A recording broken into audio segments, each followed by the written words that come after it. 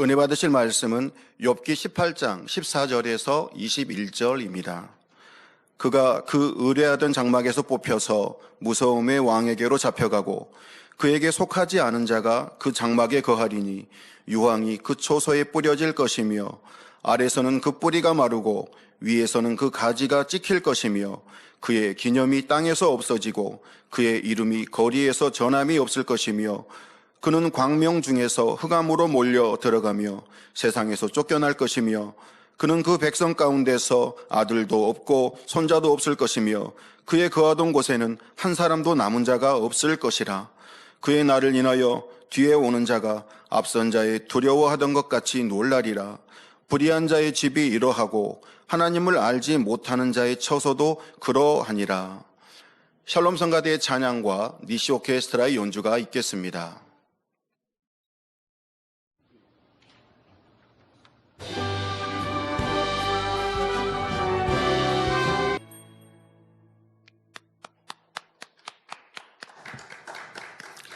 당회장 직무대행 이수진 목사님께서 욥기 강의 47번째 악의 극치 제하의 말씀 증거해 주시겠습니다.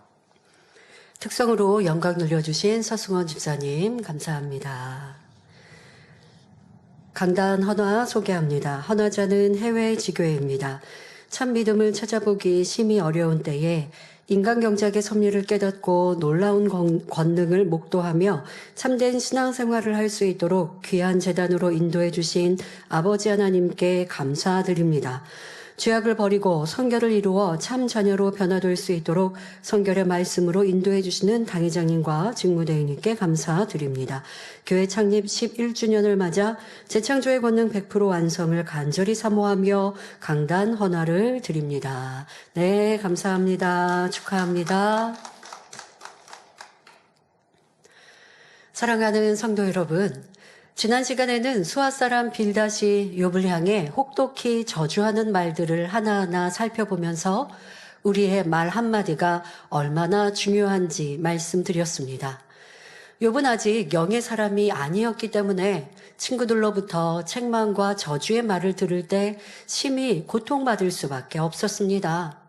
그러니 욥도 친구들에게 악한 말로 맞대응하였고 서로 자기가 옳다며 변론하다 보니 감정 싸움이 일어나 점점 악의 악을 쌓기에 이른 것입니다. 만일 욥과 친구들이 영의 사람이었다면 서로 어떻게 대응했을까요?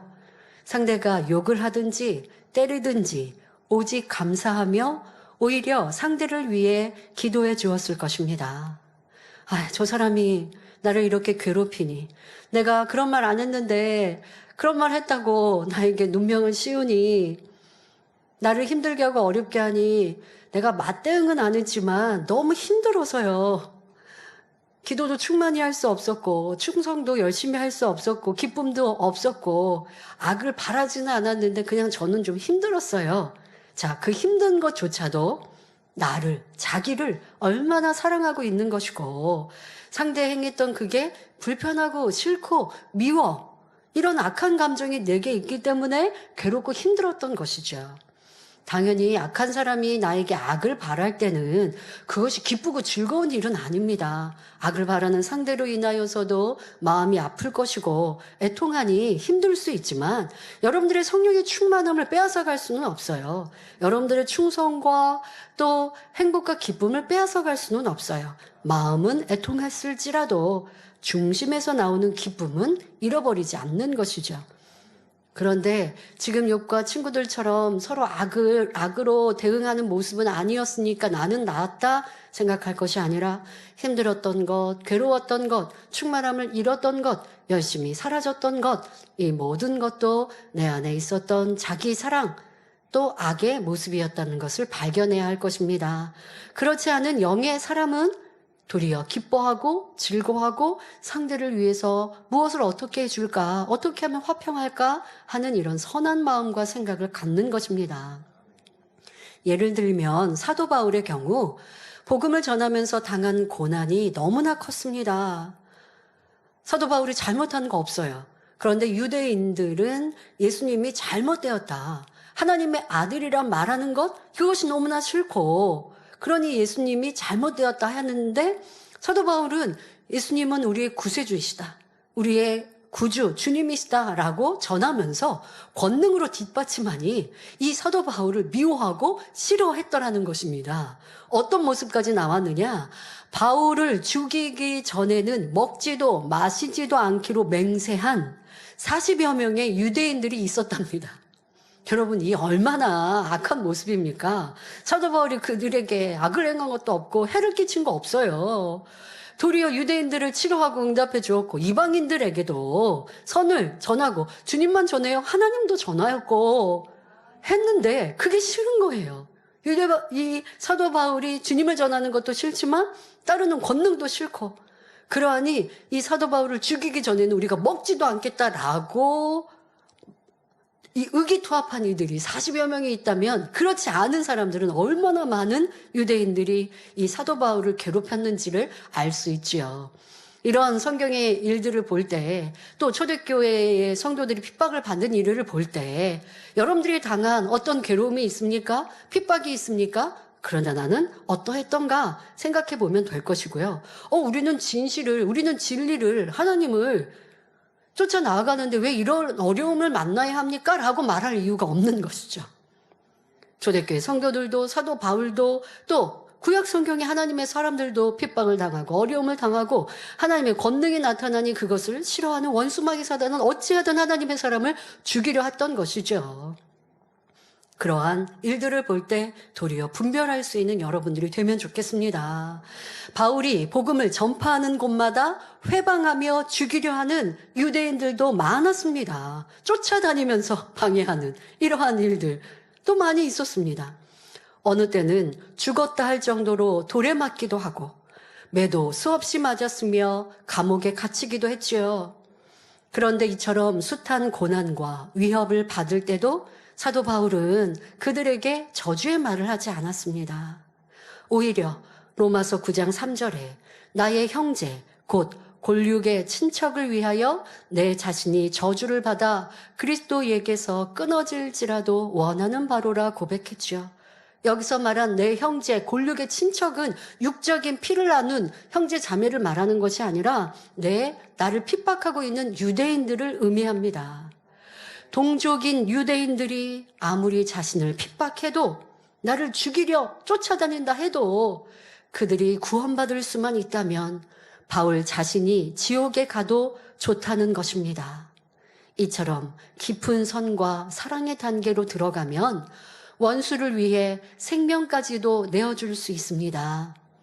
하나님께서는 바로 우리가 이러한 선과 사랑의 차원에 이르기를 원하십니다. 그러므로 오늘도 말씀을 들을 때 욥의 친구는 너무 악했구나 라고만 생각할 것이 아니라 내 안에는 그런 악의 속성이 있지 않은지 점검하는 시간이 되시길 바랍니다. 그리하여 에베소서 5장 13절에 책망을 받는 모든 것이 빛으로 나타나다니 나타나지는 것마다 빛이니라 말씀한 대로 발견하는 것마다 빛으로 선으로 이루시기를 주님의 이름으로 축원합니다. 지난주에 이어 욥을 향해 빌닷의 저주의 수위가 점점 높아져 갑니다. 지난주에도 참 독한 말들을 쏟아냈는데 오늘은 더한 저주의 말을 내뱉습니다. 욥기 18장 14절에 그가 그 의뢰하던 장막에서 뽑혀서 무서움의 왕에게로 잡혀가고 말합니다. 의뢰하던 장막이 뽑힌다는 것은 모든 가산이 무너져 몸 하나 둘 곳이 없음을 의미합니다. 사람이 망하면 살던 집까지 빼앗기든가 처분할 수밖에 없는데 바로 이처럼 비참한 상황이 될 것임을 말하는 것입니다. 이어서 무서움의 왕에게 잡혀간다고 했는데 이는 무슨 의미일까요? 많은 사람들이 무서운 존재를 연상할 때 귀신과 같은 어둠의 세력을 떠오릅니다. 그리고 이러한 어둠의 세력을 주관하는 왕이라면 루시퍼가 되겠죠. 그러나 여기서 무서움의 왕이란 귀신이나 루시퍼와 같은 어떤 어둠의 세력을 말하는 것이 아닙니다. 우리가 어떤 분야의 으뜸을 말할 때에 단어 끝에 왕, 이런 왕자를 붙여서 발명왕, 저축왕, 컴퓨터왕 등으로 표현하는 것처럼 무서움의 왕이란 무서움의 극치를 이룬 상태를 말하는 것입니다. 따라서 무서움의 왕에게 잡혀간다는 것은 극심한 공포감에 사로잡혀 점점 마음을 빼앗겨가는 상태임을 말해줍니다. 빌닷은 불난 집에 부채질 하듯이 조롱의 말로 욥의 마음을 더욱 힘들게 하고 있습니다.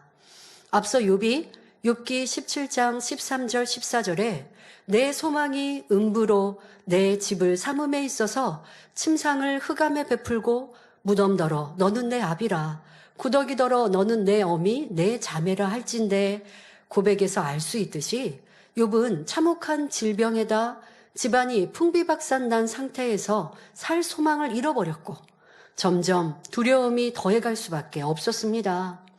이런 두려움 때문에 욥은 계속해서 자신의 타당성을 주장하며 하나님 앞에 대항했고 친구들과 변론해 왔던 것입니다. 그리고 욥이 이처럼 공포 상태로 빠져가는 것을 빌닷은 알고 있기 때문에 무서움의 왕에게 잡혀간다라는 표현으로 욥을 조롱하고 있는 것이지요. 여기서 우리가 깨우쳐야 할 중요한 두 가지가 있습니다. 이는 두려움으로 인해 생겨나는 일들에 관한 것입니다. 첫째로는 두려움으로 인해 욥과 같이 열심히 변명하게 된다는 것입니다. 가령 자기가 한 말을 책임지지 못하거나 맡겨진 일을 감당치 못할 때 사람들은 두려워합니다. 혹여 혼나지는 않을까? 다른 사람들로부터 무시당할까? 자신의 무능함이 드러날까? 좋지 않은 사람으로 인식될까? 걱정하는 것이지요. 그 걱정, 두려움으로 부지런히 변명거리를 찾습니다. 예를 들면 어린 자녀가 엄마가 평상시에 그러면 안 된다라고 했던 잘못을 행했어요. 그러면 엄마한테 야단 맞을까 봐 두려움을 갖습니다. 그러면 그 아이의 생각과 마음에서는 어떤 현상이 일어나느냐? 엄마가 이거를 지적할 때 내가 뭐라고 변명할까? 그러나 부모님들이 자녀들 보면 이 생각하고 있는 것까지 다 보인단 말이에요. 또 여러분들도 지금 예를 들어 드린 것처럼 내가 실수하고 잘못하는데 그게 드러날까봐 두려워요. 그 두려울 때 변명거리를 만든다는 것이죠. 우리 인생들이 그리한다는 것입니다. 자, 신앙 안에서도 스스로 진리 안에 살지 못할 때 혹은 알면서도 불순종하거나 게으름 때문에 하지 않았을 때 두려움을 갖게 됩니다. 이러한 두려움 때문에 자신의 합리화를 위한 변명을 하지요. 잘못했습니다. 인정하면 되는데 저 사람 때문에 이런 상황 때문에 그랬다 계속하여 변명하는 것입니다. 그런데 상대가 내 변명을 들어주지 않으면 서운해하고 급기야는 대항하며 싸우는 모습도 봅니다. 그러니까 자기 변명이 먹혀 들어가면 그러면 좋은데 그렇지 않으면 계속하여 욥과 욥의 친구들처럼 이렇게 싸움까지 이른 것입니다. 여러분은 이러한 모습이 있지 않았는지 내가 분명 잘못한 건 아는데 잘못했으면 그냥 인정하고 깨끗하게 끝나고 또 잘하겠습니다 하면 되는데 그렇지 않아요. 잘못하는 걸 알아서 인정하는 듯 하지만 또 자기 변명, 이런 모습으로 나오면 상대방이 또 지적합니다. 그러면 또 그게 서운해요. 이렇게 여러분들이 감추려고 할 때 내 잘못을 감추려고 하는 이런 모습. 그런데 지금 이제 두려움이라고 표현하지만 스스로는 그런 일들을 만날 때 내가 두려움으로 변명했다라고 생각하지 못할 거예요. 그런데 우리 마음 중심은 그렇다는 거예요. 내 잘못한 것이 드러나서 야단맞지는 않을까? 저 사람이 나를 무시하지는 않을까? 내가 이렇게 다른 사람들에게 업신여겨지지는 않을까? 그러한 나를 보호하는 습성들이 자연스럽게 발동하면서 이유가 나오게 되고 변명이 내가 이렇게 잘못했습니다라는 변명이 아니죠. 누구를 꼭 끌어들여야 되죠. 어떤 환경, 어떤 이유 이렇게 하면서 도리어 어려움을 자초하는 모습. 상대방이 들어주지 않으면 싸움과 다툼까지 나오는 모습들이 얼마나 많이 있었습니까? 이것이 두려움에 대한 우리의 모습이었던 것 알아야 하겠습니다. 자, 둘째로는 이러한 두려움으로 인해 자신을 얽매어 간다는 것입니다. 두려움이 시작될 때 그 원인을 깨닫고 얼른 돌이켜야 합니다. 불순종에서 순종으로, 비진리에서 진리로, 게으름에서 성실함으로 돌이키면 되는데 돌이키지 않으면 무서움의 왕에게로 잡혀간다는 말처럼 점점 두려움에 사로잡히게 되지요. 자, 여러분들이 죄를 지을 때 두려움이 임합니다. 근데 그것을 인식하지 못할 때가 많이 있죠. 왜? 죄의 그냥 습성이 되어지면, 그러면 내 안에 있는 성령께서 깨우쳐 주시는 그 깨우침을 내가 듣지 못하고, 내 불안하고 힘들고 충만함을 잃고, 이런 것들을 이제 영적으로 여러분들이 죄로 인한 두려움이다라고 생각하셔야 하는데요. 그걸 의식하지 못하면 점점점 죄악 가운데, 죄의 늪에 빠지게 됩니다. 그런데 그거를 여러분들이 의식할 수 있다면 빨리 회개하고 돌이켜야 하는 것이고요. 그런 사람이 지혜롭습니다. 스스로 한번 생각해 보십시오. 내가 알면서도 어둠 가운데 행할 때 얼마나 마음이 좀 두려움이 옵니까? 또 죄를 계속 쌓아가다 보면 내가 운전하는데 차 사고 나지 않을까? 어떤 분은 그런 말도 제가 들어봤습니다. 길을 가다가 저기 건물 옥상에서 화분이라도 떨어져서 내 머리에 떨어지진 않을까? 이런 두려움까지 가져봤대요. 그러면 두려움이 왔으면 회개하고 돌이켜야 되는데, 그렇지 않고 계속 죄악 가운데 육을 즐기고 세상을 쫓아가는 게 재밌어서 두려움은 두려움대로 있고, 그리고 내가 육을 쫓아가는 거는 그대로 행합니다. 그러면 점점 이 두려움에 성령의 음성이, 성령의 탄식 소리가 들리지 않아요. 두려움조차도 느끼지 않아요. 그러면서 계속 나는 이렇게 죄를 짓는 건 타당해, 이러한 모습으로 자기를 변호하다가 더 사망으로 들어가는 많은 인생들을 보지요. 우리 성도님들은 그리하지 않겠지만 두려움이 틈탑니까? 도리어 성령의 역사임을 깨닫고 두려움을 가져다 주는 비진리의 모습들, 죄와 악의 모습들을 빨리 돌이키면 두려움은 온데간데 없이 사라지게 됩니다. 여러분, 죄악 가운데 거하면 여러 가지 형태로 두려움이 오죠. 내가 어디가 좀 아파요. 식사를 했는데 여기가 조금 얹힌 것 같아요. 성령 충만할 때는 내가 과식해서 그렇지, 이제 과식하는 거 빨리 이거 절제해야지 하고 그냥 한 끼 지나면 돼요. 다음 끼 좀 절제하든가 하면 아무 문제가 없어요. 그러나 내가 빛 가운데 살지 않고 어둠 가운데 거해서 두려움이 내 마음 생각을 주관하고 있으면요, 어디가 여기가 딱 속이 얹힌 것 같아요. 나 여기에 속병 들었나? 어디 큰 병이 온 거 아닌가? 이런 두려움이 와요. 근데 며칠 뒤에 또 괜찮아지면 또 내 마음대로 내 뜻대로 살아요. 어디에 뭐가 이렇게 혹이라도 만져져요. 그럼 이거 암 아니야? 두려워요. 그 두려우면 와서 단열철에 하면서 통에 자복하고 말씀대로 살지 않은 것 회개하면서 죄담 헐면 두려움이 사라지죠. 그리고 내 몸에 있었던 질병의 증상도 없어져요. 그러면서 영적으로 성장해 가면 되는데, 두려움으로 인해 순간은 회개하고 돌이켜서 또 질병의 증상이 사라졌어요. 그리고 어느 순간이 되면 또 내 마음대로 내 뜻대로 살다가 또 두려움이 와요. 그렇게 반복하면 또 못 이어지더라는 것이죠. 여러분들이 두려움의 왕에게 잡히는 이런 어리석은 사람이 되지 맙시다. 더더욱 또 두려움의, 요즘 현대인들은 이 두려움이라는 것, 여러 가지 형태로 육신의 생각으로 자리 잡고 나를 괴롭힙니다. 그래서 조울증, 우울증에 사로잡히는 경우도 있고, 또 공황장애로 인하여서 외출하는 것이 괴롭기도 하고, 어떤 공간, 폐쇄적인 공간에 있는 것이 힘들기도 하고, 여러 형태가 정신적인 문제들로 드러나는 현대의 문제들이 있지 않습니까? 자, 그러나 신앙인들, 하나님을 믿고 주님을 영접한 이들이라고 한다면 이러한 두려움에 사로잡힐 필요가 없어요. 그 근원은 내가 말씀대로 진리대로 살지 못한 것, 빛 가운데 살지 못한 것, 아버지 원하시는 말씀대로 살아갔다면 육신의 생각이 틈타지 않을 것이고, 사단이 가져다주는 두려움에 상관없을 것이고, 성령 충만한데 무슨 두려움이 있어요. 행복하고 기쁘죠. 자, 이러한 여러분들의 삶을 살아야 하는데 그래야지 못하고 있다면 세상 사람처럼 이런 두려움의 엄습함으로, 그 두려움이 나를 주장함으로 헤어나오지 못해서 삶 자체를 이어가는 것이 어렵고 힘든 이들 또한 이 세상엔 얼마나 많습니까? 우리 성도님들은 그런 모습이 있어서는 안 됩니다. 근데 그런 얘기를 하는 경우가 있어요. 내 스스로의 잘못으로 인하여 두려움이 아니라 어떤 주변으로 인해, 성장 과정에서 때로는 부모의 이런 폭력으로 인해 두려움이 자리 잡혔을 수도 있고, 아니면 사람들, 직장 생활에서 때로는 상사로 인해서 내가 이런 두려움을 가질 수도 있었다라고 이유될 수 있지만, 우리는 진리의 말씀 안에는 다 답이 있어요.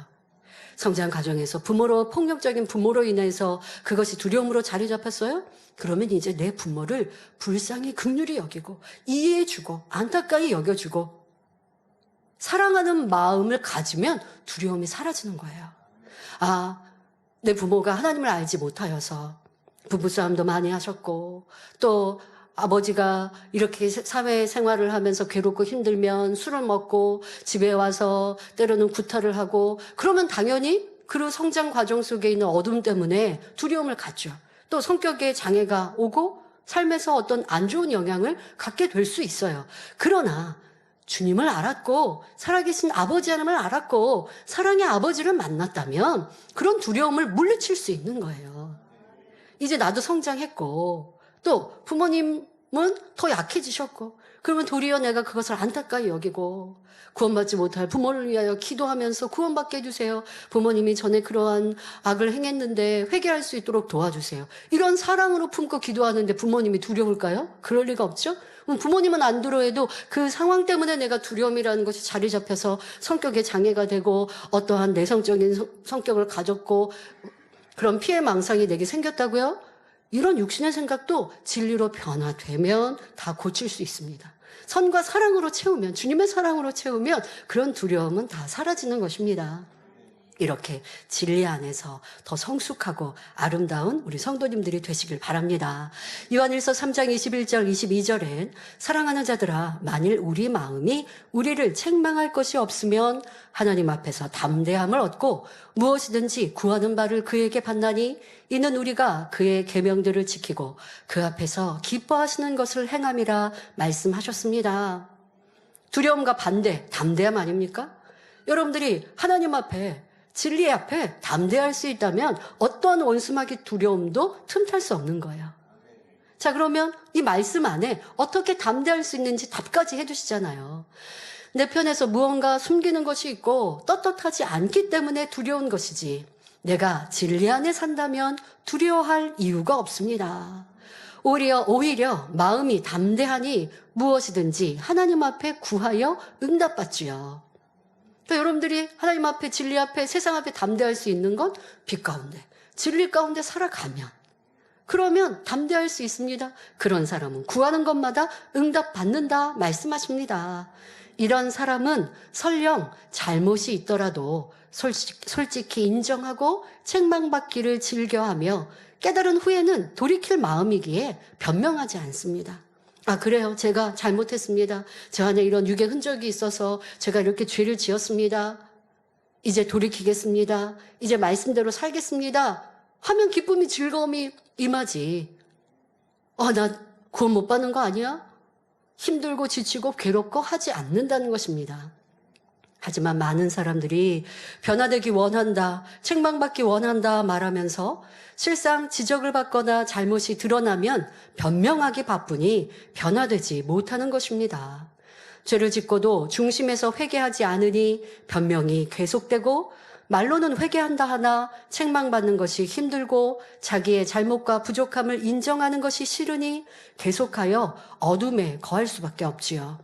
그러면 기쁨도 없고 성령 충만함도 임하지 않으니 작은 문제 앞에도 두려움이 임하는 것입니다. 그러니 두려움을 물리치려면 말씀대로 살지 못한 자신을 인정하고 돌이켜야 합니다. 온전히 변화되면 더 이상 원수마귀가 나를 주관하지 못하니 두려움이 사라지고 평안과 기쁨이 임하지요. 그런데 나는 하나님을 믿고 주님을 사랑하는데 염려, 근심, 두려움이 있지는 않은지 돌아보아야 합니다. 그리고 신속히 어둠의 일을 벗고 빛 가운데 행하시길 바랍니다. 이어서 빌닷은 욥기 18장 15절에 그에게 속하지 않은 자가 그 장막에 거하리니 유황이 그 처소에 뿌려질 것이며 라고 말합니다. 그에게 속하지 않은 자가 그 장막에 거한다는 것은 욥의 장막이 뽑혀서 없어진 자리에 다른 사람이 들어설 것을 말하고 있습니다. 유황은 성냥이나 화약을 만드는 원료로서 불을 붙일 수 있는 성분이 있습니다. 따라서 유황이 그 처소에 뿌려진다는 것은 욥의 모든 것이 불에 태워질 것을 말하는 것입니다. 쉽게 여러분, 석유가 내 집에 뿌려졌다. 큰일 나겠죠. 잘못 불씨라도 하면 그냥 집이 다 타는 건 아니겠습니까? 그런데 석유 그 이상의 유황이 뿌려져 있다라고 말하고 있는 것이에요. 다른 사람이 욥의 장막을 차지하는 데서 그치지 않고 욥에게 남아있는 것까지도 전부 불에 타 버릴 것임을 말하고 있습니다. 즉 욥의 근본된 뿌리조차 흔적도 없이 남지 않을 거라고 저주하고 있으니 이 얼마나 엄청난 악입니까? 그런데 이 말씀을 듣는 분들 중에는 빌닷은 너무나 악하다. 얼마나 악하면 저렇게까지 저주할 수 있나? 라고 생각할 수도 있습니다. 하지만 우리 마음에 판단, 정죄, 미움, 시기, 질투, 교만 등 악의 모양을 버리지 않는 이상 나도 이렇게 악의 악을 바랄 수 있음을 알아야 합니다. 많은 사람들 중에는 악을 행하고 또 교회와 나를 괴롭히는 사람들을 보면 그런데 그 사람이 분명 악을 행하거든요. 그런 사람들을 보면 긍휼히 여기고 불쌍히 여기서 중보기도 해줘야 되는데 그게 아니죠. 밉고 싫어요. 그러니까 그 사람이 허물을 드러내는 것뿐 아닙니다. 저 사람 저러다 지옥 가겠어. 저 사람 지옥 갈 것 같아. 지옥의 자리를 잡아놓은 것 같아. 이런 말들도 했다면 이 빌닷의 저주와 무엇이 다릅니까? 이런 생각들은 내 안에 있지 않았는지. 그래요. 악한 사람은 악한 거지만 악한 사람이 악하다고 굳이 내가 정죄해서 말할 필요가 뭐 있습니까? 상대방이 알지 못해서 그 사람의 악을 설명해 줘야 되는 것도 아닌 것이고 악한 거 모르면 도리어 낫죠. 모르면 무슨 속임 당할 거 아니라면 그냥 모르면 미워하지 않고 싫어하지 않고 나처럼 분내지 않으니까 좋은데 아니에요. 우리는 그 A라는 사람이 악을 행했고 또 나를 괴롭혔는데 B가 그 사람의 악을 몰라요. 그러면 다 설명해주고 알려줘야 돼요. 그래서 같이 미워하고 같이 정죄해야 속이 편하죠. 이게 여러분들 얼마나 큰 악이었는지 빌닷만 나쁜 게 아니고 나는 그리하지 않는지 살펴야 할 것이고 꼭 빌닷과 같은 저주의 말은 하지 않았어도 내 안에 판단, 정죄, 시기, 질투, 미움이 바로 이러한 악의 동일한 모습이요. 또 그것을 버리지 않는 이상 악의 극치도 나올 수 있음을 알아야 합니다.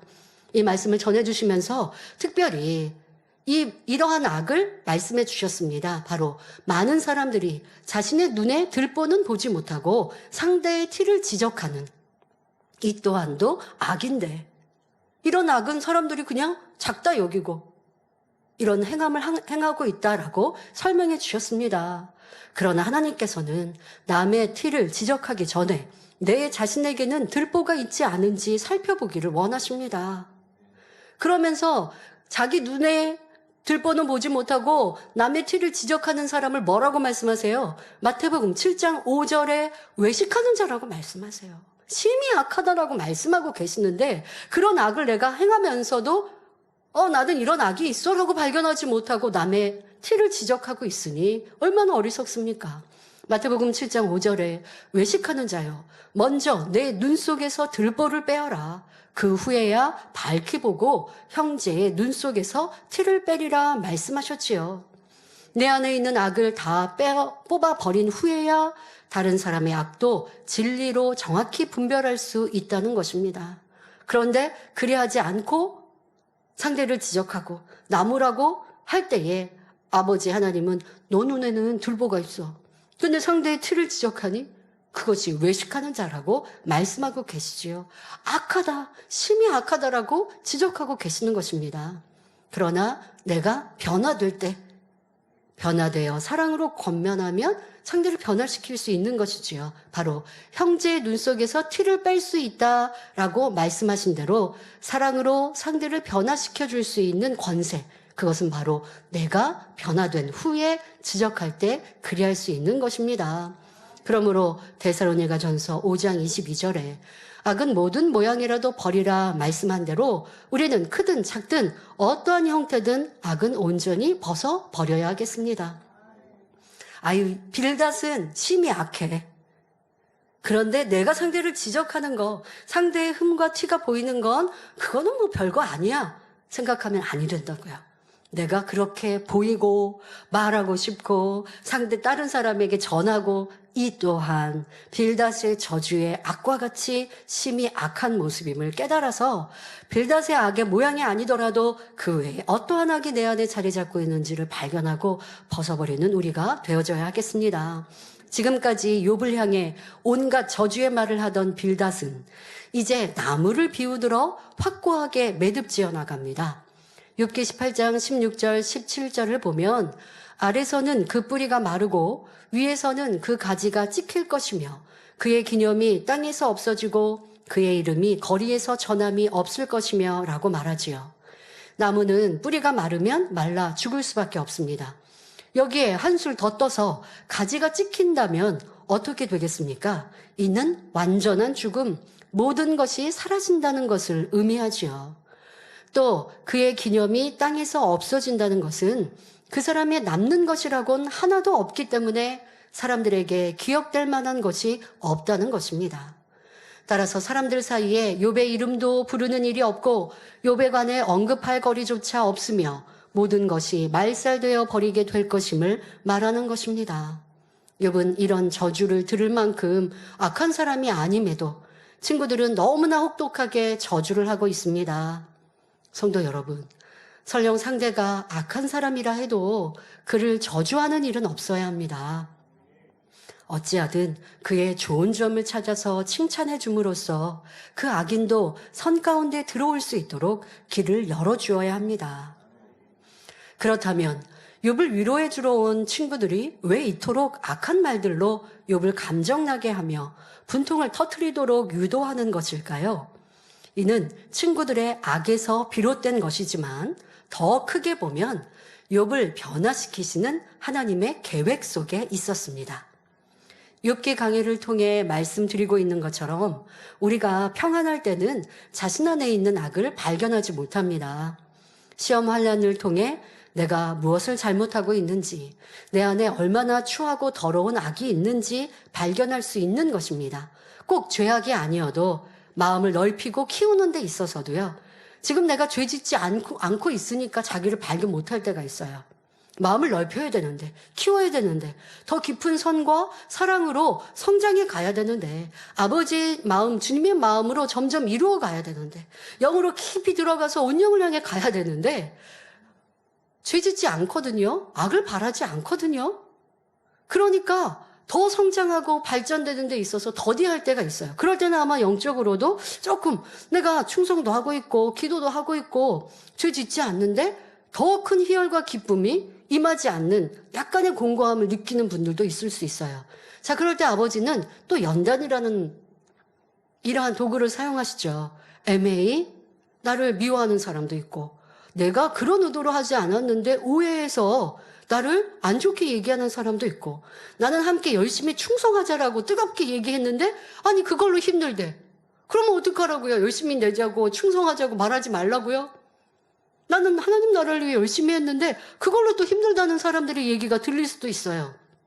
자, 그럴 때 내 안에 부족한 것들이 드러나는 것이죠. 죄악은 아니지만 내 마음그릇이 작았다면 이런 상황들이 힘들고 괴롭겠죠. 상대방을 미워하지는 않지만 아, 왜 저 사람이 나를 이렇게 힘들게 하지? 하고 나도 모르게 지쳐버린다? 그거는 악을 바란 건 아니어도 내 마음이 그만큼 작고 하나님 영혼을 사랑하기보다 나를 더 소중히 사랑하고 있다라고 하는 것을 발견하게 됩니다. 그러니까 처음에는 발견 못해요. 그냥 힘들다고만 생각했어요. 그런데 시간이 조금 지나면서 힘들어하고 있는 내 모습은 말씀대로 진리대로 행치 않는 거잖아 하고 기도하고 성령의 도우심을 구하면 지금과 같은 깨우침이 임하죠. 아, 내가 미워한 것도 아니고 싫어한 것도 아니고 죄악을 행한 것도 아닌데 아, 이렇게 힘들어하고 있다는 것 자체가 작은 그릇이었구나. 나를 사랑하고 있는 모습이었구나. 믿음의 선진들과는 거리가 먼 모습이구나 라고 생각하면서 야, 이런 나에게 핍박이 온다면 죽음의 위협까지 온다면 나는 순교 자리에 이르지 못하겠구나. 이렇게 나를 발견하며 내 믿음이 작았음을, 내 하나님의 사랑이 부족했음을 깨닫고 눈물로 회개합니다. 이거 별거 아닌 걸로 기뻐하고 감사하지 못했고요. 상대방이 제 마음을 몰라준다고 서운했고요. 그러면서 기도하다 보니 악이 아닌 줄 알았던 이러한 육의 흔적들까지라도 발견됩니다. 그러면서 변화되어지니 영으로 더 깊어지고 아버지의 마음, 주님의 마음을 이룰 수 있는 것이죠. 이렇게 연단을 통해 우리의 발견하지 못했던 것, 부족한 것까지 발견하고 채워갈 수 있는 것입니다. 자, 이렇게 무언가가 발견되셨습니까? 깊은 죄악도 발견될 수 있고요. 지금처럼 부족한 것도 발견될 수 있습니다. 자, 이때 하나님 앞에 겸손히 낮아져서 은혜를 구하면 하나님께서 진리로 분별할 수 있게 해주시며 변화되어 하나님의 뜻을 쫓아나갈 수 있게 해주십니다. 이러한 과정을 통해 악을 하나하나 벗어나감으로써 결국 성결에 이르는 것입니다. 그러니까 연단이라는 것이 이렇게 필요해요. 필요 적절하게 우리가 받아가면 빨리빨리 성장할 수 있죠. 그런데 죄악으로 인하여 받지 않아야 될 연단을 자초하고 있다면, 지금 욥과 친구들처럼 악을 바라면 그것은 하나님이 주시는 연단이 아니라 원수 마귀 사단이 내게 시험한 난을 가져다 주는 것이죠. 그건 너무 어리석은 것이고요. 그것이 아닌 내가 성장하는 데 있어서 발견하지 못하는 것을 발견하게 하시는 그 연단은 곧 축복이요. 그리할 때 힘들어하지 마시고 나를 정확하게 보시고 또 묵묵히 기도하고 금식하며 성령의 깨우침을 받아서 잘못된 것, 부족한 것을 더 변화시켜서 신속히 영으로 온영을 향해 달려가는 우리 모두가 되어야겠습니다. 욥도 시험한 난을 당하기 전에는 마치 큰 그릇에 찌꺼기가 가라앉은 물과 같아서 윗물만 보면 참 맑아 보였습니다. 그런데 욥의 친구들이 욥의 감정을 상하게 해서 마구 흔들어 놓으니 욥의 깊은 마음속에 찌꺼기처럼 가라앉아 있던 악의 모습들이 걷잡을 수 없이 올라왔던 것입니다. 이 그릇의 물이 진정 깨끗해지고 맑아지려면 가라앉은 찌꺼기를 전부 걸러내야 합니다. 그래서 온전히 맑은 물이 되면 이후로는 어떤 사람이나 환경이 아무리 흔들어도 작은 찌꺼기 하나 올라오지 않게 되지요. 그러므로 하나님께서는 이처럼 맑고 깨끗한 영혼이 되도록 욥에게서 찌꺼기를 걸러내는 작업을 하고 계신 것입니다. 성도 여러분도 연단을 통해 내 안에 있는 찌꺼기가 발견되면 낙심하지 말고 오히려 감사하며 즉시 뽑아내 버림으로 속히 주님을 닮은 진리의 마음을 이루시기 바랍니다. 지금의 이 시간이 힘들고 괴롭습니까? 그런 분들은 이 변화의 작업을 안 하고 계신 거예요. 자꾸 앞서 말씀드린 두려움의 왕위에 사로잡힐 때 사람들이 변명하고 이유하고 주변 사람들까지 다 끌어다가 자기 합리화하듯이 여전히 그러고 있으면 변화의 열매가 맺히지 않습니다.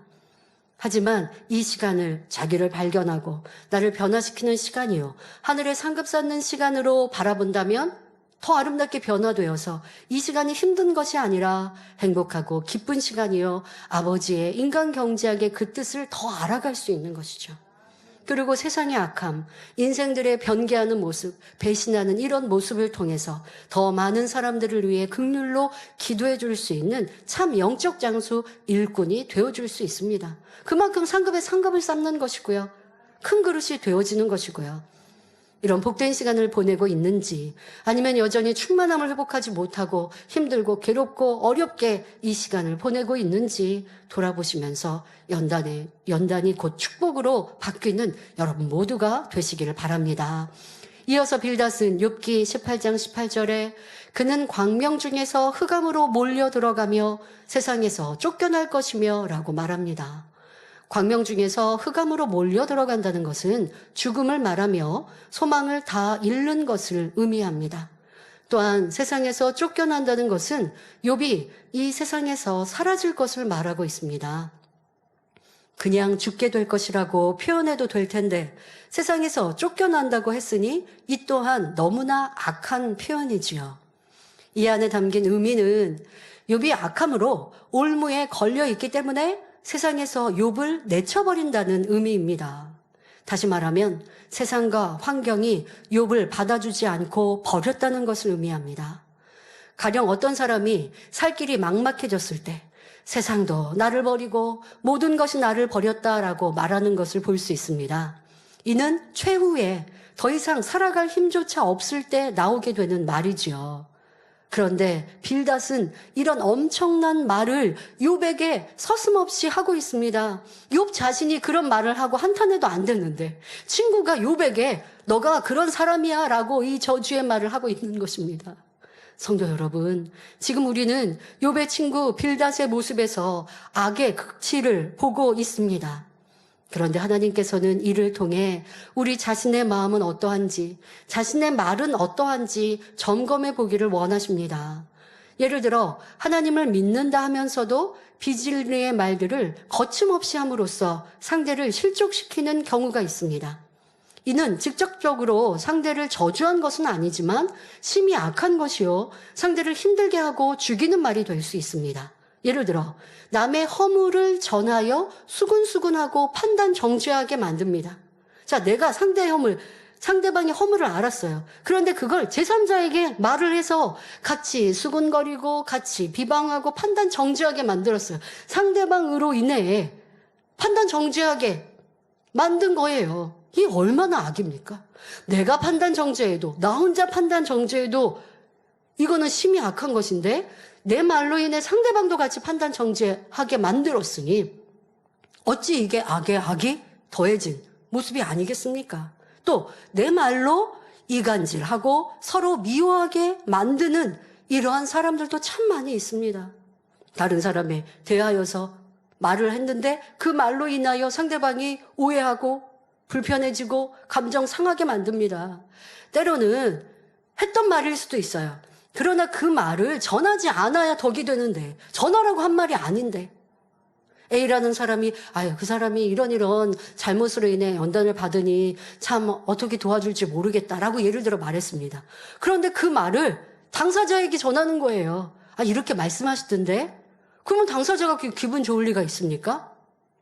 그래서 이간질시키고 상대방이 오해하게 만들고 힘들게 만들고 이렇게 안 할 말을 하거나 아니면 그런 의도로 말하지 않았는데 자기의 생각을 가미해서 말해서 이간질시키는 경우도 있고 또 거짓말을 해서 이간질시키는 경우도 얼마나 많은지 몰라요. 하지 않을 말을 해서 미워하게 만들고 이러한 그 입술의 말 너무나 큰 악을 행하고 있는데 스스로 알지 못하고 툭툭 말을 전하고 그냥 내가 했던 말조차도 알지 못하고 기억지 못하니 이 죄의 담을 어찌 헐겠습니까? 또 자신의 생각 속에서 진리를 잘못 사용하는 일도 있고 혹은 교만하여 혹은 거짓 속에서 성령의 역사인 척 말하는 경우도 있지요. 만일 이런 말들로 인해 누군가 상처를 받고 실족한다면 이것이 바로 그 사람을 광명에서 흑암으로 밀어넣는 행위임을 알아야 합니다. 나의 말로 인해 천하보다 귀한 영혼을 믿음에서 떠나게 만드는 결과를 낳을 수 있음을 알아야 하지요. 마태복음 18장 6절 7절에 누구든지 나를 믿는 이 소자 중 하나를 실족해 하면 차라리 연자맷돌을 그 목에 달리우고 깊은 바다에 빠뜨리우는 것이 나으니라. 실족해 하는 일들이 있음을 인하여 세상에 화가 있도다 말씀하셨지요. 이는 상대를 실족시키는 사람에게 얼마나 큰 화가 임하는지 알려주시는 것입니다. 그러니 우리는 악한 감정으로 입술을 제어하지 못하여 시험한난을 자초하는 어리석은 자가 되지 말아야 하겠습니다.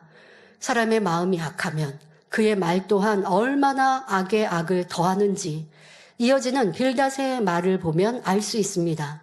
욥기 18장 19절에 그는 그 백성 가운데서 아들도 없고 손자도 없을 것이며 그의 거하던 곳에는 한 사람도 남은 자가 없을 것이라 했습니다.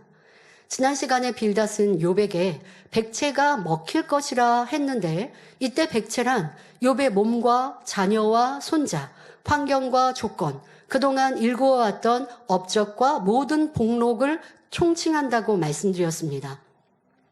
여기서 빌닷은 다시 한번 구체적으로 욥을 저주하기를 그의 자녀와 손자도 없어질 것을 말하고 있습니다. 욥에 관한 모든 것이 뿌리채 사라질 것이라는 저주입니다. 성도 여러분, 욥기의 내용이 옛날 구약 시대에 있었던 일이라고, 욥의 상황이라고 흘려버리지 말고 여러분이 욥의 입장이 되어보시기 바랍니다. 내가 너무 괴롭고 힘든 상황, 연단 중에 이런 고통을 당하고 있는데 친구들이 와서 위로해 주지는 못할 망정, 이렇게 혹독한 저주를 하며 악을 바랄 때 욥은 얼마나 마음이 아팠을까요? 당 회장님은 이 장면에서 사람의 악함에 많이 애통하셨으며 또 욥의 마음이 얼마나 아팠을까를 생각하시며 눈물을 글썽이셨다고 하셨습니다. 그런데 많은 사람들이 자신의 작은 어려움에는 심히 괴로워하면서 다른 사람이 당한 큰 어려움에는 안타까워하지 않습니다. 또 상대가 내게 한 말, 이 말 한마디로 슬퍼하며 고통을 당했으면서 나의 말로 상대가 얼마나 힘들지는 생각하지 않습니다. 물론 성도님들 중에는 빌닷과 같은 악한 말을 하는 분은 안 계시겠지만 무심코 던진 나의 한마디가 상대에게는 아픔이 될 수도 있음을 알아야 합니다. 그러므로 우리는 항상 선한 말, 힘을 주는 말, 소망을 주는 말, 따뜻한 격려의 말로 상대에게 사랑을 줄 수 있어야 하겠습니다. 때론 성도님들이 직장에서 직장 생활을 하면서는 이렇게 빌닷과 같이 좀 함부로 말을 해서 상처를 내가 입는 경우가 있으십니까? 자, 그러면 우리는 어떻게 대응을 하십니까? 같이 받아치지는 않더라도 그 상대가 나에게 주었던 상처의 말을 기억해서 상처를 받기도 하고 또 나도 어느 순간에 그 사람을 지적하거나 또 힘들게 하는 말을 내어서 내가 받았던 걸 그대로 갚아주는 이런 모습은 없었습니까? 그러나 우리는 이 말씀처럼 도리어 악을 악으로 갚지 말고 선한 말로 나를 괴롭게 하고 힘들게 하는 유독 그런 사람이 있습니까? 그러면 더 열심으로 여러분들이 그 사람을 칭찬해 주시고 사랑해 주시고 위로해 주시고 그 사람의 편이 되어줘 보세요. 그런데 성도님들이 하다가 지쳐버려요. 내가 이만큼 하면 그 사람도 좀 변화될 줄 알았는데 사람이 너무 해도 좀 심하다고 나는 이렇게 선하게 대해주고 있는데 그 사람은 한도 끝도 없이 나를 괴롭힌다고 그러면 지는 거고요. 열매를 못 얻습니다. 끝까지. 그러니까 여러분들이 뭔가를 기대하고 하기보다 하나님 말씀처럼 내가 악을 선으로 이겨야지 라고 하는 기도 제목으로 어찌하든 그 사람에게 칭찬해주고 위로해주는 이런 선한 말을 주면 결국 변화되게 돼 있지요. 자, 이렇게 선으로 승리하는 우리가 되어집시다. 이어지는 본문을 보면 욥기 18장 20절 21절에 그의 날을 인하여 뒤에 오는 자가 앞선 자의 두려워하던 것 같이 놀라리라. 불의한 자의 집이 이러하고 하나님을 알지 못하는 자의 처소도 그러하니라 말합니다. 이는 욥에 당한 일이 엄청난 재앙의 표본이 되므로 그 뒤를 밟는 사람이 두려워 떨며 놀랄 수밖에 없다 설명하고 있는 것입니다. 즉 욥이 얼만큼 처절한 결말을 당하게 될 것인지를 경고하고 있는 것이지요. 이는 얼마나 상대를 괴롭게 하는 말이며 뼈를 깎는 고통을 주는 저주인지요. 또 빌닷은 욥이 이렇게 처절한 일을 당하는 것은 불의하기 때문이며 하나님을 알지 못한 까닭이라고 설명하고 있습니다. 물론 욥은 하나님을 바로 알지 못했기 때문에 즉 영적인 무지함으로 인해 지금의 과정을 겪고 있습니다. 만일 욥이 하나님을 바로 알았더라면 친구들이 진리로 권면할 때 귀담아 들었을 것이고 회개하여 돌이켰을 것이며 더구나 하나님을 원망하는 말은 하지 않았을 것입니다. 하지만 구약시대 직접 하나님을 만나는 체험도 없이 욥처럼 정직하고 선하게 사는 사람을 찾기는 쉽지 않습니다. 그러니 하나님께서도 사단에게 욥을 칭찬하셨지요. 그런데 빌닷은 욥의 이런 중심은 알지도 못하면서 욥을 불의한 사람으로 판단 정죄하고 있습니다. 그러면서 욥의 불의함의 결과가 얼마나 처절할 것인지 못 박아 저주함으로써 자신의 말을 일단락 짓는 것을 볼 수 있습니다. 그런 빌닷은 욥을 평가할 수 있을 만큼 욥보다 의로우며 하나님을 잘 아는 사람입니까? 그렇지 않지요. 빌닷 자신도 하나님에 대하여 잘 알지 못하면서 마치 잘 아는 것처럼 욥에게 함부로 말하고 있으니 얼마나 우스운 모습입니까? 10계명 중에 제3계명에서 하나님께서는 너는 너의 하나님 여호와의 이름을 망령되이 일컫지 말라고 말씀하셨습니다. 또 전도서 5장 2절에 너는 하나님 앞에서 함부로 입을 열지 말며 급한 마음으로 말을 내지 말라. 하나님은 하늘에 계시고 너는 땅에 있음이니라. 그런즉 마땅히 말을 적게 할 것이라 했습니다. 그러면 하나님 앞이라고 기도할 때 말을 조심하라고요? 아니요. 여러분들의 삶에서 하나님이 다 듣고 보고 계십니다. 그러니 우리의 입술을 주의하고 절제하라고 당부하고 계십니다. 우리의 말과 행동 하나하나를 거룩하신 하나님께서 불꽃 같은 눈동자로 지켜보신다는 사실을 명심하여 항상 하나님의 이름을 경외하며 매 순간 진리의 입술이 되도록 힘써야 합니다. 그런데 성도님들도 믿지 않는 사람들과 대화할 때 이렇게 말하는 사람들을 종종 볼 수 있을 것입니다. 나도 어렸을 때 교회에 다녔기 때문에 하나님을 알고 있어. 또는 나도 성경을 읽었기 때문에 하나님에 대해서 알아. 이렇게 말하는 사람들이 종종 있더라고요. 그러나 하나님을 참으로 안다면 천국과 지옥이 있는 것도 알므로 신앙생활을 잘할 수밖에 없습니다. 그런데 하나님을 안다 말하면서 교회에 나오지 않는다면 스스로 천국이 아닌 지옥을 선택한다는 것이니 얼마나 어리석은 사람입니까? 결국 하나님을 알지 못하기 때문에 신앙생활을 하지 않는 것입니다. 꼭 교회에 나오지 않는 사람만이 하나님을 모르는 것이 아닙니다. 또 이런 말을 하는 것이 아닙니다. 교회에 출석하고 예배를 드리며 충성하는 성도라도 하나님을 안다, 믿는다 말하면서 진리대로 행치 않는다면 이는 참이 아니지요. 하나님을 안다는 것은 곧 하나님의 아들이신 예수 그리스도를 안다는 것이며 이는 예수 그리스도를 지식으로 아는 것이 아니라 마음으로 믿고 구세주로 영접하여 그 말씀대로 행하는 것입니다. 하지만 많은 성도들이 주님을 믿는다, 하나님의 말씀을 안다 하면서 그 뜻대로 행하지 않는 것을 봅니다. 이는 믿는 것이 아니요 지식으로 아는 것에 불과한 것이지요. 그러니 하나님의 뜻이 아닌 자기 맘대로 유익대로 살고 비질레를 쫓다가 악에 악을 쌓으며 멸망을 향해 가는 성도들도 있는 것입니다. 나도 일꾼이고 오랫동안 신앙생활 했다. 나도 하나님의 뜻을 잘 안다 말하면서 판단 정죄, 수군거림, 미움, 시기, 질투 속에 악을 행한다면 이는 하나님을 아는 것이 아닙니다. 하나님을 믿고 그 뜻을 잘 아는 사람들은 결코 악을 행할 수 없지요. 그러니 우리는 욥의 친구들처럼 내가 하나님의 마음을 잘 아는 것처럼 착각하지는 않았는지 돌아보아야 합니다. 그러므로 에베소서 4장 13절에 우리가 다 하나님의 아들을 믿는 것과 아는 일에 하나가 되어 온전한 사람을 이루어 그리스도의 장성한 분량이 충만한 데까지 이르리니 말씀한 대로 온전히 말씀대로 행하여 하나님께서 원하시는 참 자녀로 나와야 하겠습니다. 결론을 말씀드립니다. 사랑하는 성도 여러분, 아프리카의 어느 부족은 쓸모없는 나무를 톱으로 자르는 대신 큰 소리로 죽어버리라고 외친다고 합니다. 그렇게 저주의 말을 계속하면 실제로 나무가 시들시들하다가 죽는다는 것입니다. 영혼이 없는 나무도 말에 그처럼 민감한 반응을 보이는데 우리 사람은 어떠하겠습니까? 말의 힘은 참으로 놀랍습니다.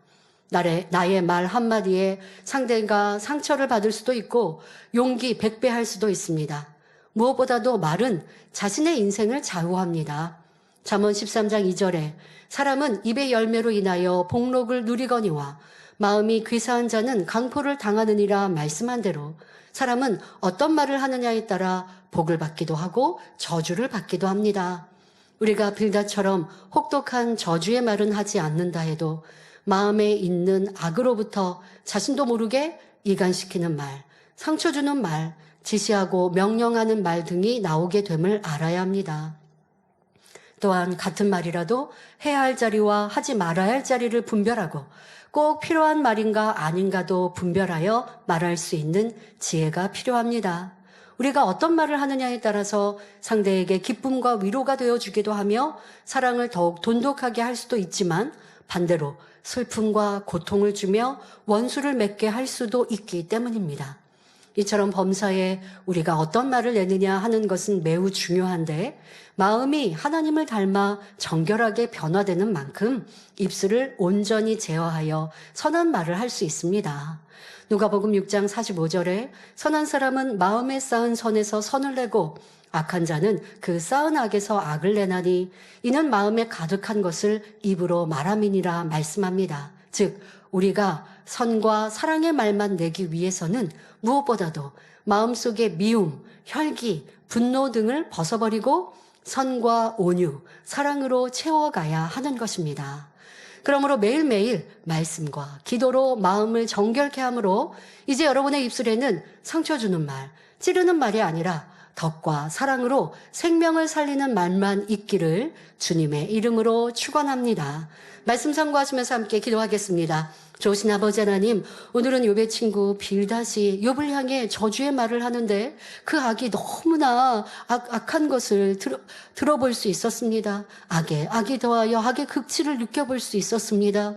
하오나 이것은 너무나 악한 사람의 모습, 빌닷의 모습만이 아니라 내 모습은 아니었는지 깨우치고 돌아볼 수 있도록 도와주옵소서. 가족에게, 이웃에게, 형제에게, 믿음의 형제들 안에서도 또 아니면 상관없는 타인에 대해서도 이러한 말이나 생각과 우리의 모습은 아니었는지 발견하여 변화되는 은혜와 능력의 시간 되게 하여 주옵소서. 감사드리며 우리 주 예수 그리스도의 이름으로 기도하옵나이다. 아멘.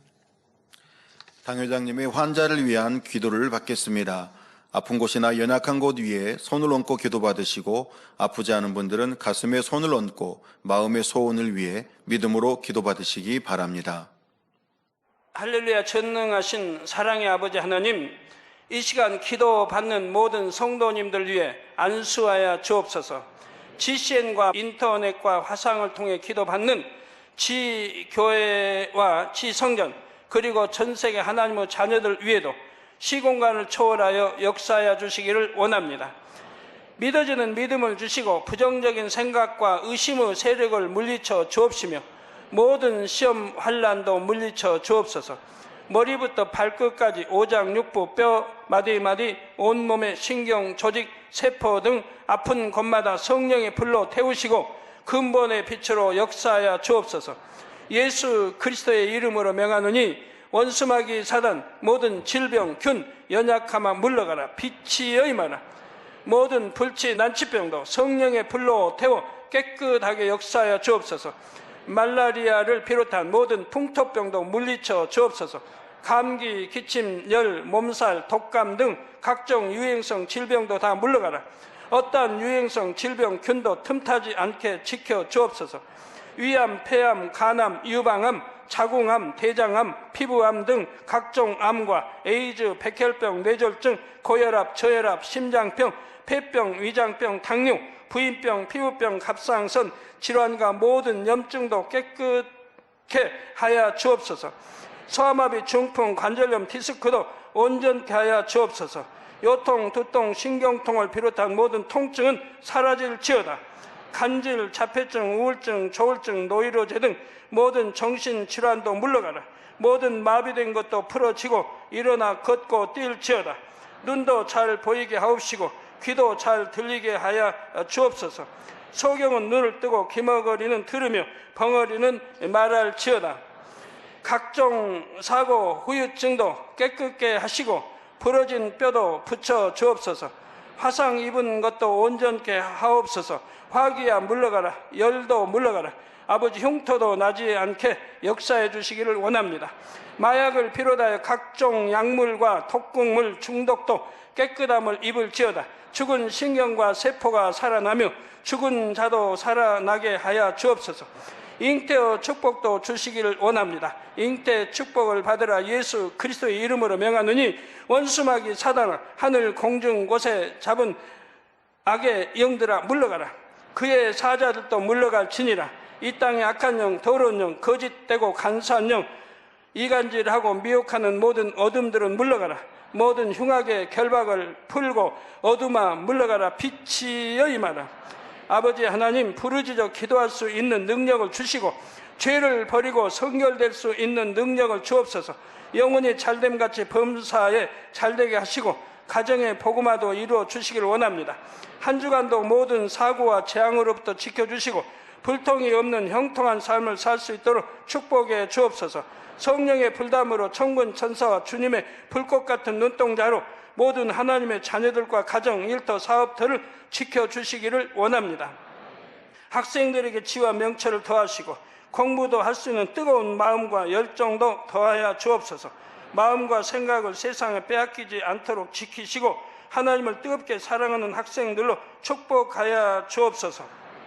하나님의 자녀들이 먹으나 마시나 입으나 무엇을 하든지 하나님 앞에 영광 돌리는 삶이 되게 축복하여 주시기를 원합니다. 나는 하나님을 만났노라, 체험했노라, 응답 받았노라, 축복 받았노라, 간증하는 입술이 되게 역사하여 주옵소서. 아버지 하나님 감사합니다. 홀로 영광 받으옵소서. 우리 주 예수 그리스도의 이름으로 기도하옵나이다. 아멘.